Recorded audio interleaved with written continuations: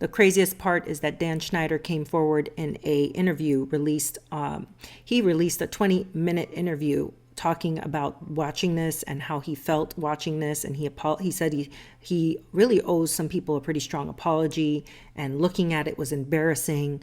Obviously it would be embarrassing, but what I find most bizarre about this situation is how kids who have been abused usually will find a way to I don't know, they find a way to forgive these very rotten, evil, sinister people. I think it's partly because of the innocence of that child. You know, they looked up to this person. This was someone that was supposed to help them. This was someone that was supposed to make their life better. You know what I'm saying? Like, if you think about it, you're striving to be in Hollywood so bad. And this person that's right there had the ability to make or break your career.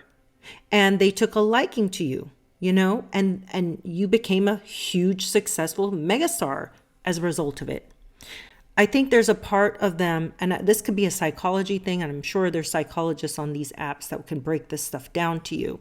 But I believe that the position that these people are in, because of the power dynamic, these kids don't want to face it. It's almost like, well, it happened, but it happened for a reason, because look at where I'm at. Even though they had all this abuse happen to them, they're making a good living. Well, I won't say all of them. So the ones that really torment me the most are Amanda Bynes. You know, she really, really suffered a lot. And I believe this girl, there's some sort of, I don't know if it's a connection, but I think that they just kind of find themselves almost pitying the person and making excuses for the bad behavior, because Ariana Grande never spoke out, which I find most interesting. I think we all see, I mean, I remember when this book came out and I thought, oh, that would be an interesting read. But I at some point you get tired of hearing these stories, right? Because you have to ask yourself, why is this happening? Why is this such an epidemic? Why is this such a problem within our society? It's not even just Hollywood. I think a lot of people think this just goes on in Hollywood, and it doesn't. It goes on in your households. It goes on in your neighborhoods. It goes on anywhere where there's a power dynamic between an adult and a small child, right? A lot of times these things happen out of sheer control. And the reason why it's mostly men doing this stuff is because they know that these kids look up to them. Right? As we see here, Jeanette McCurdy saying, thank you all for consecutive year on New York Times bestseller. I feel like, yeah, speaking up about it does bring attention to it. It does allow us to see that there's an issue here where these kids are not being protected by these parents. But we have to ask ourselves, why is this happening? Because Jeanette McCurdy wrote this book saying, I'm glad my mother is dead. And I kept thinking back once, I didn't watch the whole documentary. I just started watching clips of it online, as most of you guys probably get your media. And I saw that a lot of the parents were completely removed from taking any responsibility. They kept putting the blame on this system that is set up in Hollywood. And I really want people to get off of this idea that this is just a Hollywood issue. It's really not. It boils down to parents that just don't give a shit about their children. They just feel like, well, you know, if I can manipulate and use my kids to get money, I will. I mean, I genuinely feel horrible for these kids that have had to go through this.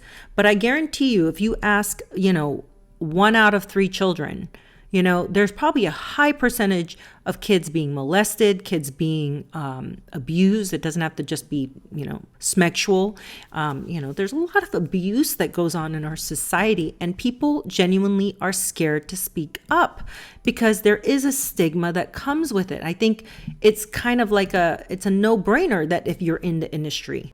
And I think that's partly why Ariana Grande figures, what's the point? Why talk about this? Why rehash things that's happened to me when it's clearly not going to change anything going on within the industry? We've seen this since Shirley Temple days. As far as Hollywood started, we've seen issues like this, and they all go unresolved because even if you brought attention to the situation, a lot of these people get off who are child abusers, people who are like Dan Schneider. Just they have this power and they can use it to break someone's career. I mean, all the things that came out in this, it's hard looking back at it and thinking a lot of times you watch these things and you don't even see the undertones. Dan Schneider wrote Good Burger, a movie resolved around everything tasting better once you put that special sauce on it. This guy wrote this on X. The sauce saves Good Burger from going out of business. There's a scene where a woman begs for sauce on her corn dog. Really? Looking back at it, I'm sure if I look back at these movies now, I'd be like, holy cow, how did I not see this? That's why I get into this whole thing about the parents, sitting here and saying that Drake Bell's father noticed Brian Peck, blah, blah. I don't want to hear it. But dude, it's like you had one job and your job was to protect your kids. Now I'm going to tell you a little story time. When I was growing up in California and I was very young, I think I was like 8, my mother knew I loved acting. I loved being on screen. I loved that sort of stuff. She didn't really like me in acting, so she put me in modeling. I don't know why. She thought I'd make a better model, and I didn't. I didn't like modeling at all. I thought it was kind of corny. I will say modeling does help with your self-esteem because, if you're somebody who doesn't know how to carry yourself, modeling is really good for kids like that. But, when I think back at it, my mother saved me. My mother saved me from an industry that would have eaten me up.